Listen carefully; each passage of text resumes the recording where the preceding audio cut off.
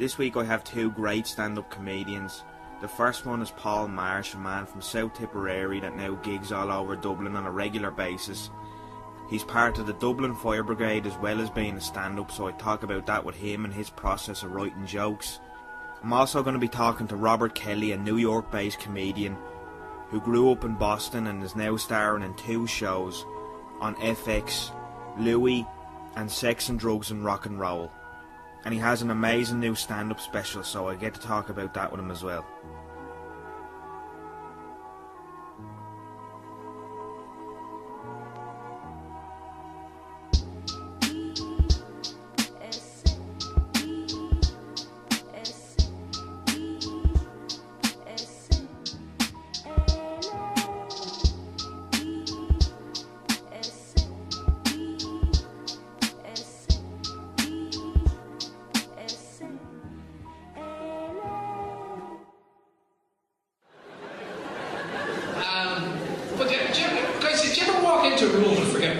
Does that ever happen?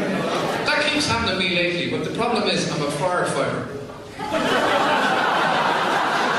Search and rescue isn't going too well, you know. But no, I am, seriously, I work for Dublin Fire Brigade and this is my hobby or my second job. But the two, thanks. I was going to say they're different jobs. There's an example there, you know, a girl screaming. Like in comedy, that's good. Firefighting, that's bad. Clearing everybody out of the building. Firefighting, that's good. Comedy, that's bad. Leaving people begging for more. Comedy, good. Firefighting, bad. Taking out your big hose and spraying it everywhere. Firefighting, good. Comedy, we'll see how my finale goes. And I'm only joking, I don't have a big hose. No, I don't, honestly. I have a nickname for my penis. I call it Life, because it's too short.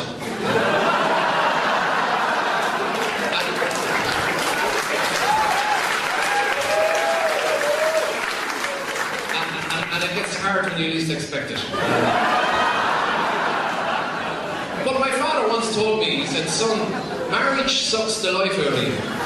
So I got married anyway.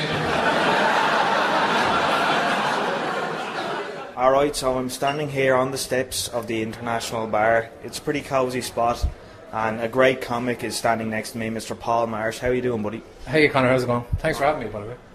Sure, look, we could have more ideal circumstances. I know, yeah, we've been around all trying to find a quiet spot around here is unreal. The Inter is jammers tonight, so I'm looking forward to it. There's a load of tourists in, so should make for a good show. Sorry.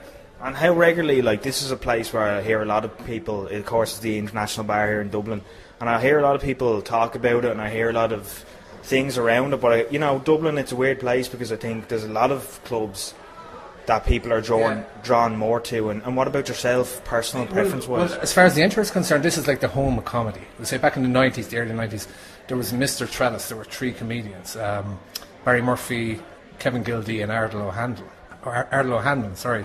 And they started, they were going to college together, and this was their first comedy club. This was the first comedy club. I actually did this when I was 19. I did an open spot here, and I died on my arse, and I never... So 20 years later, I came back, and now I'm doing it. But comedy is different now, but this was the home, and always stayed the home, even though other clubs might have been, say, bigger or, they might have a nicer room or whatever. This will always be the home of comedy. And even if someone, say, is visiting, they have to play. Like John Bishop was here recently.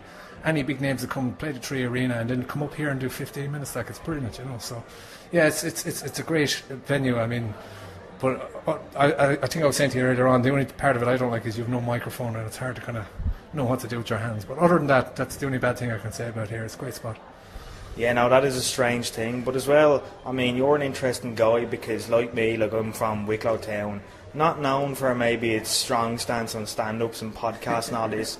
You're a man from South Tip, which I'm getting that correct, am I? Oh yeah. So how did the whole stand-up thing enter into your even to a place where you would take it seriously, or how did that enter into your mind? To be honest, when I was 11, I did a stand-up comedy show, I did stand-up as part of a school concert, and I think I did 35 minutes. I can barely do 15 now. It's terrible, you know.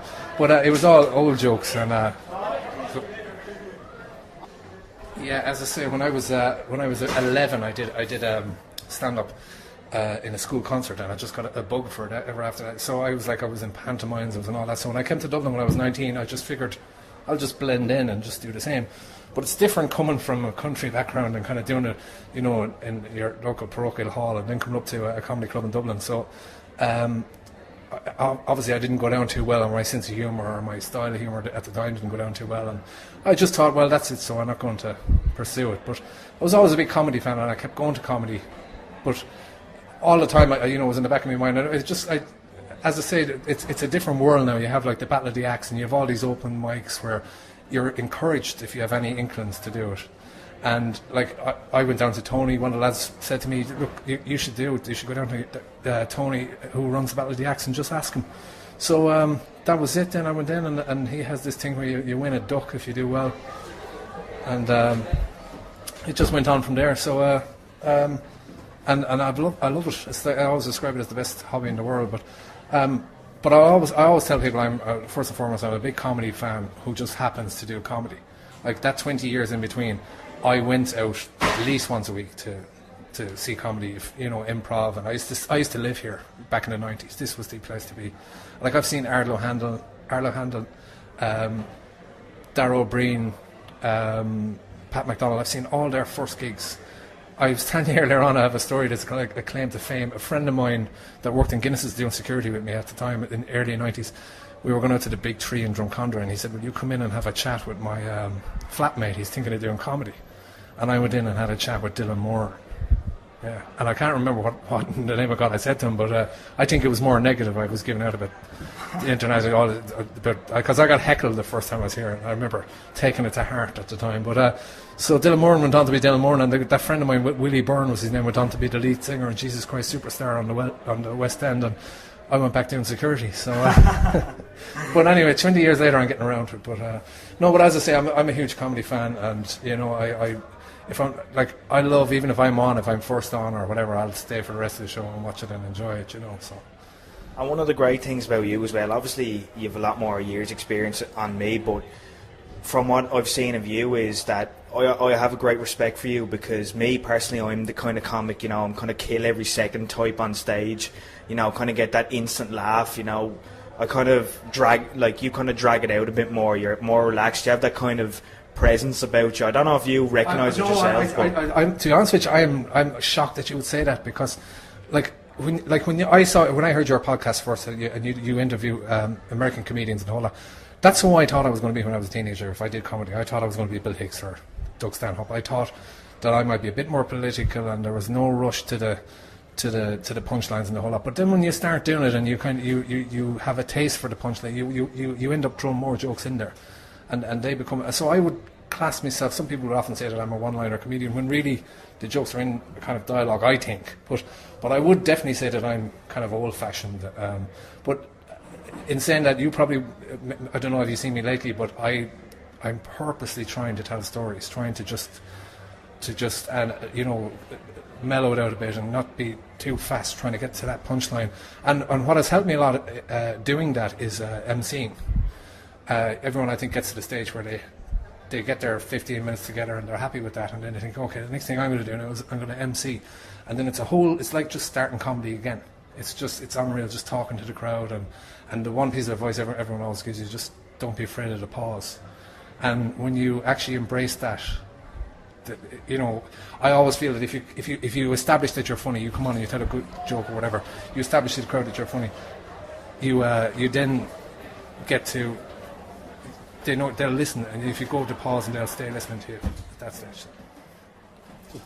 Paul, as well, you have an interesting story. You know, we talked about it before, but you're actually a firefighter now. I want to get into that a bit, because how did you start that, and as well, what are the kind of key differences, I suppose, between dealing in a job like that and doing stand-up? I mean, obviously they have their similarities and differences, but that's why it's such an interesting thing, and I kind of want to, you know, kind of get behind it if you want. Yeah, I always had a passion I always wanted to join the fire brigade. When I came to Dublin, I got refused, I remember, in 92, and I got it then in 97.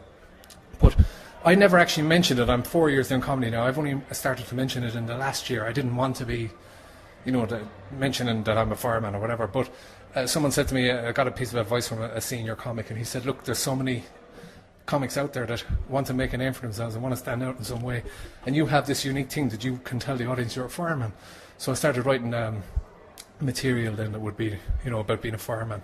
So, and it's gone down well, so it's great. And I noticed, like, people kind of, that's the thing they remember when they come out and they go, oh, you were the guy, you were the fireman or whatever, And then people will actually say, you got me on the ambulance. I've got that twice since I've been on stage. Yeah, so as I was saying, the fire brigade, it's great for material, but you can't, tell specific stories about cases or whatever. But, like, if you're going to have a job where you have a lot of guys and girls in a station for like 15 hours over a night shift. I mean, the stuff that happens and the kind of stuff that you try to be as professional as can be, but there'll always be slip-ups, and that's the kind of stuff that I do tell. And as well as that, it's the kind of job that people I find don't talk much about because there's other jobs out there where people will that they're a TV program or whatever, and everyone kind of knows the job inside out. So what I would go for is kind of tell parts of the job that people wonder about, that the parts you don't see on, say, a television show, or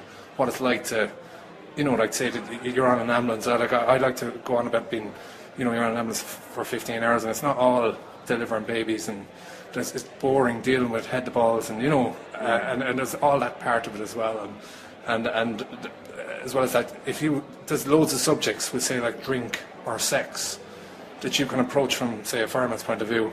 That we've gone in places where people were doing something that, they shouldn't have been sex-wise or something, and something happened. There's all those kind of stories, or especially with drink, the amount of people you get that are really, really drunk, and you have them in the back of the ambulance, and the stuff they say to you and things they do, and that, like, this guy is a barrister come Monday morning or something, but, like, as I say, I can't go into details, but you can be vague and you can tell, so it's a great source of material, So. And when that material is coming to you, do you think it at the time? Do you kind of lay it out in your head, right? This is something I can tell. I can structure it this way, or does it hit you out of nowhere when you're walking down the street? Like a few months later, you think, Jesus, I can make this into a funny story. Yeah, I find that 90% of the stuff I would have is I will think of it just going down, but a lot of it comes out of conversations. Like if you're having a conversation with someone says something funny, I'm the guy who'll turn around and put that in my phone. Now, whether I use it or not, I'd say on average, probably maybe 1 out of 50 things I put in my phone I would use. Yeah, no, I'd be the same way. It's just something that kind of passes. You don't even give it a thought at the time, but then it's only a while later where you go back on it and it actually starts to work for you. Yeah. And I didn't want this podcast to turn into like every comedian, I want to hear this joke, but fucking Paul, you're pretty much on YouTube and everything. People can find clips of you and that. Well, fucking Paul is one of the funniest jokes ever. I remember it could have been either at the Halfpenny or one of the spots here in Dublin where we're doing this podcast. Paul is this, and once again, you saying about kind of one-liners and the story arc. That's what I liked about it. But one of the one-liners you had was about Miley Cyrus. I remember. Oh yeah. And I don't want to be like I'm just trying to think that it's. I'm trying to think how that one goes. It was about me turning 40, and this genuinely happened. I dropped my nephew to a nightclub in Clonmel, and this girl walked in front of the car wearing hot pants that were like, when you can see the cheeks of their arse. So, and they were denim, and I was like, how can I describe this? And then I described it as that I said that I had pencil cases in school that had more denim in them. And then the next line then was that like Miley Cyrus at the time was in, and that still is nearly every week in the newspaper. So I live in Tala, and every Saturday and Sunday, the girls that you see wearing these kind of are usually traveller girls going around the square. So I thought, how can I reference this? So that was the joke then was Miley Cyrus. So like put Miley Cyrus in there. The line is Miley Cyrus would have looked at her on top, put some clothes on. That's not a great line, but it's feeding the next one. That's the way I kind of look at it. So the next one then is, I wonder did traveller girls look at her thinking, she's that girl goes to some of the weddings. And then, but that's as far as I go. Someone, Aisling B described that as punching up instead of punching down. I think what she means by that is I'm not having, like, I'm like if a traveller came up to me afterwards and said, you're slagging off travellers, I am, because equality is I'm going to slag everyone, evenly, but it's not in a bad way.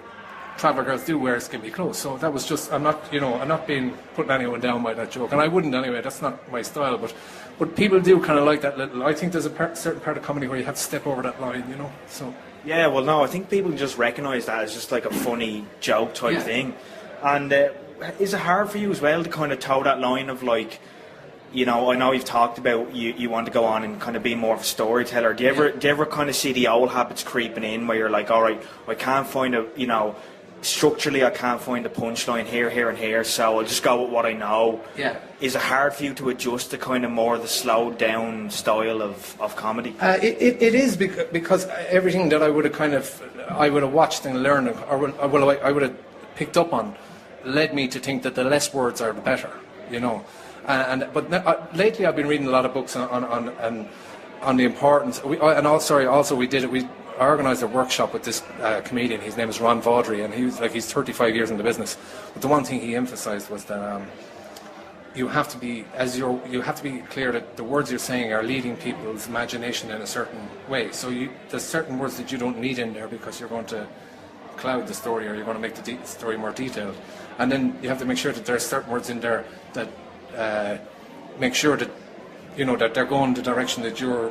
So when you think about it, you think, if you listen to yourself saying it, I'm probably not describing this well, but you have to be aware of what the audience is thinking, and that you are leading them to that punchline that you're looking for, and in the least amount of words possible. So that's in one way is I do stick to that, but then I try and tell long stories and maybe throw in. Yeah, I do try, and if I have an opportunity, I won't miss it. Just throw something in there. Paul, man, this was cool as fuck. Paul Marsh, of course. You have your own Facebook page and everything. Paul Marsh. And I'm Paul Marsh Comedian on Twitter. I'm only getting used to Twitter. I only just kind of figuring out how it works. Yeah. But it's just Twitter seems to be the new thing now. Where every page, what they're putting up on Facebook.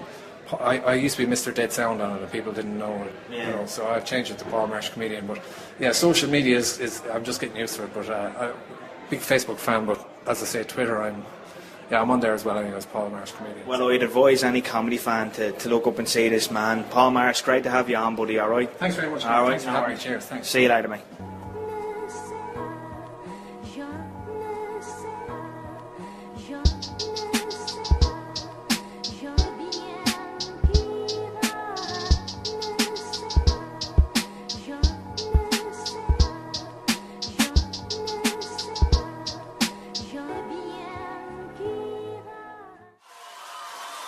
Ladies and gentlemen, Robert Kelly!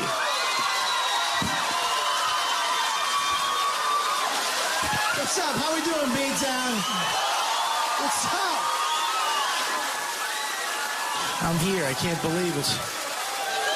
Yeah, my home. Because I'm in some shitty places. Ugh, I was in Atlantic City. You ever go to Atlantic City? It's awful. It's like Vegas with AIDS. I like New York. I love New York City. My favorite. Boston, New York, my favorite. Las Vegas, third favorite. Love that place. Crazy. I hate their stupid slogan. Sucks ass, though. What happens in Vegas stays in Vegas. Go fuck yourself. What happens in Vegas is awesome. You tell everybody you know. I banged 5 chicks on a balcony with Bon Jovi. You should wake your parents up as soon as you get home. Mom, Dad, get the fuck out of bed. And guess what happened in Vegas? Fuck, he's saying shit. He was naked, I slapped his ass. Fucking love Vegas. What happens in the backwoods of West Virginia should stay in the backwoods of West Virginia. That should be their slogan.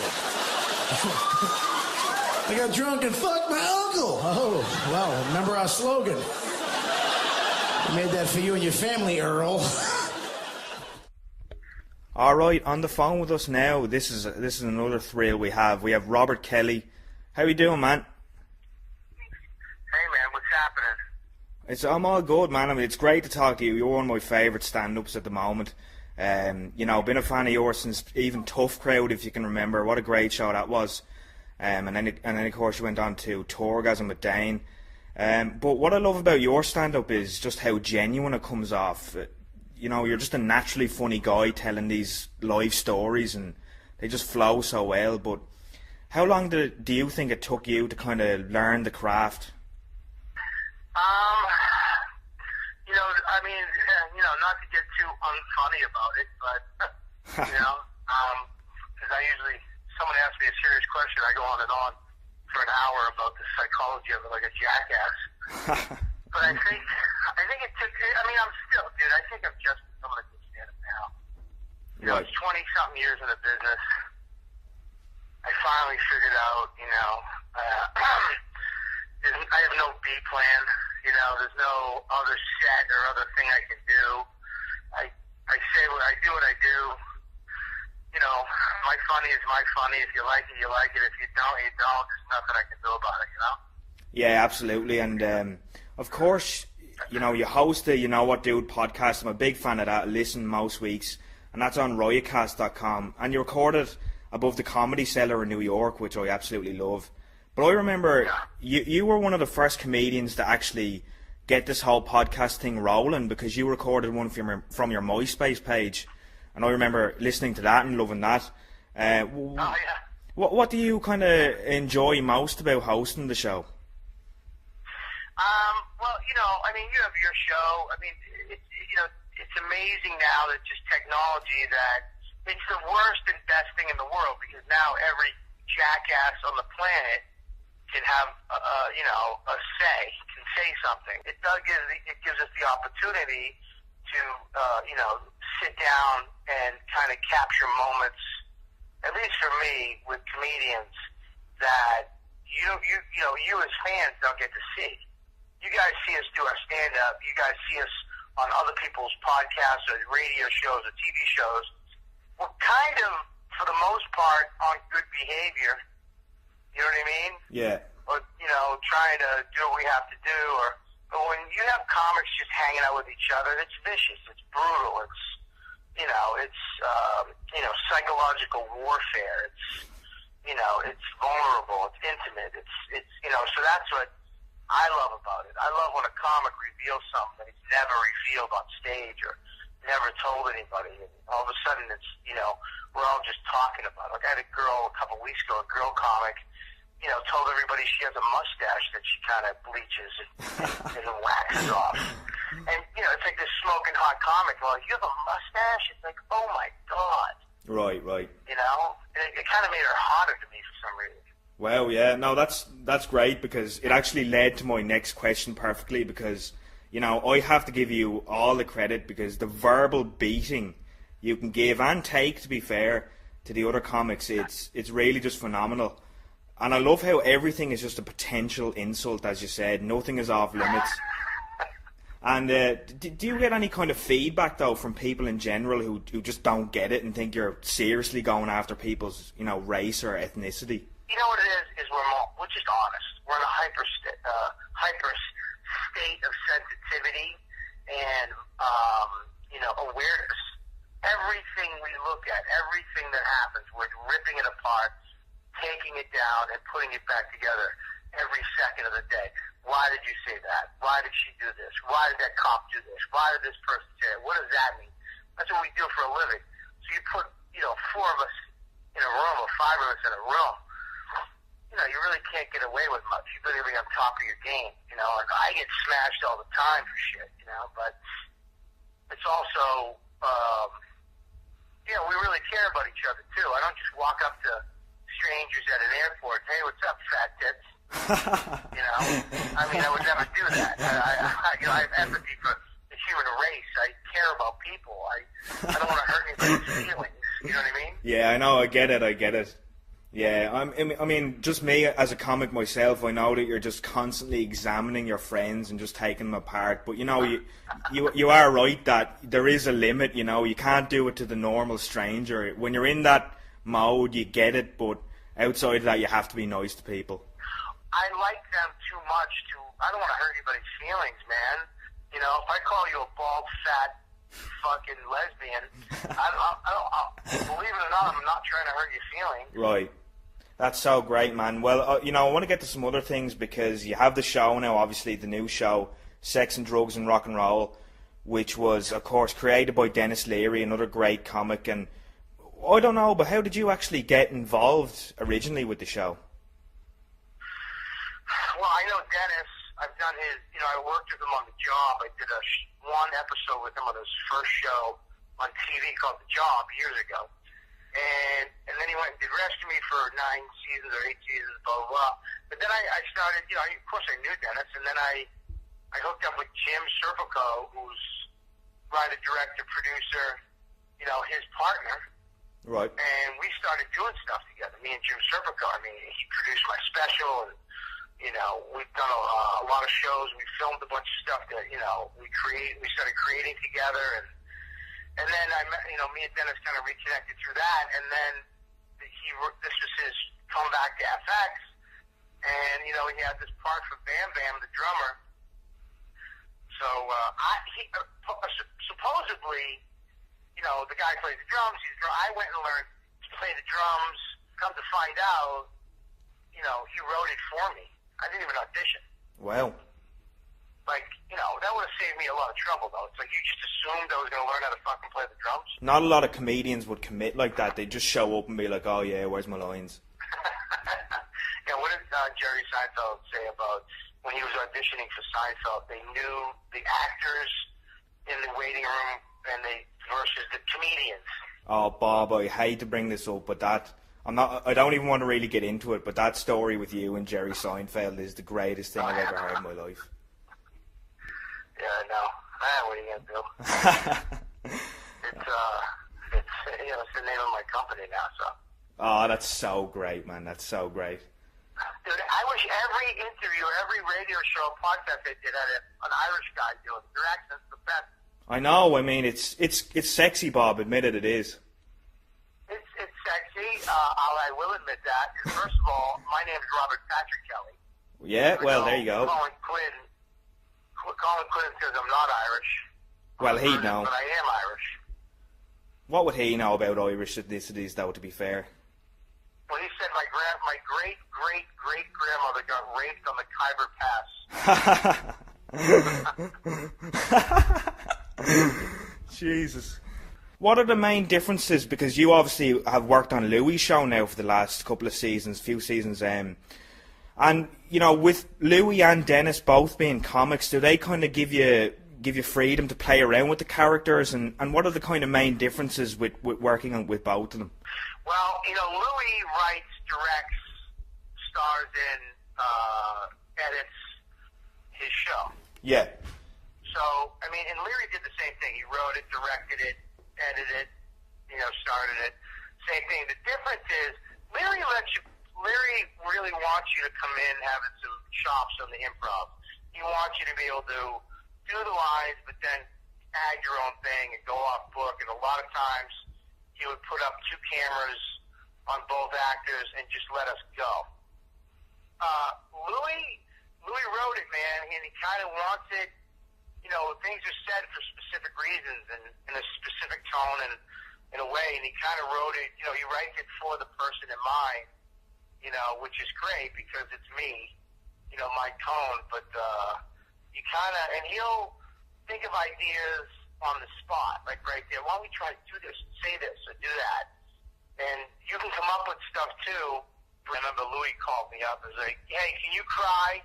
And I'm like, fuck yeah, I don't know why. He's like, I'm writing something that I need you to cry. Can you cry? And I'm like, yeah, dude, fucking now you're freaking me out. And as well, your special, the Live at the Village Underground, I know you said that you wanted to show, what a real stand-up show was like and the atmosphere was like in New York City. Do you think you'll continue doing comedy specials this way? I always saw specials, and it's a sweeping thing and nobody could talk to the audience. It's just somebody standing up there delivering lines. Blah, blah, blah, blah, blah, blah, blah, blah, blah, blah, blah, blah, blah. You know what I mean? I know exactly what you mean, yeah. And it's like, my goal, when I said the joke, I wanted you to see the person laugh as I was saying it. To know that it's not a canned joke, it's not an edited laugh, it's not an edited crowd laugh. You're seeing the people laugh or not laugh, whatever it is, as I'm talking. There's people all around me. I didn't want it to feel like it was a television thing, which most specials have this television weird vibe, or it's TV. You know the difference between a TV visually show and a movie. There's a difference. Yeah, I was trying to get this cinematic vibe, like some old school jazzy, where comedy started, West Village, as we know it, and I think we pulled it off, man. I mean, That's great, man. Listen, I'll give you out the plugs. Robert Kelly, obviously, Sex and Drugs and Rock and Roll. It's on FX along with Louis. He's on both of those shows. You can get his comedy special, Live from the Village Underground. It's on robertkellylive.com. His podcast, You Know What Dude, you can get that on riotcast.com. Listen, this was, as I said, a thrill. One of my personal favourite comedians. Thank you, man. brother, thanks for having me on, bro. You ever in New York City, come on my show. I will, absolutely, if I'm yeah. ever out there, we should hook up, and I don't drink, but I'll get some food. Well, yeah, I'll certainly do that as well. I'm All right, a miserable comedian as well, Robert, don't forget. Oh, good, man. Then we'll get along just fine. All right, buddy, listen, thanks very much for calling in. All right, buddy. I'll talk to you later. Take care. Don't forget to follow us on Twitter @Comics Gazette and on SoundCloud, soundcloud.com/Comics Gazette for all the updates and the archives of every show we've done.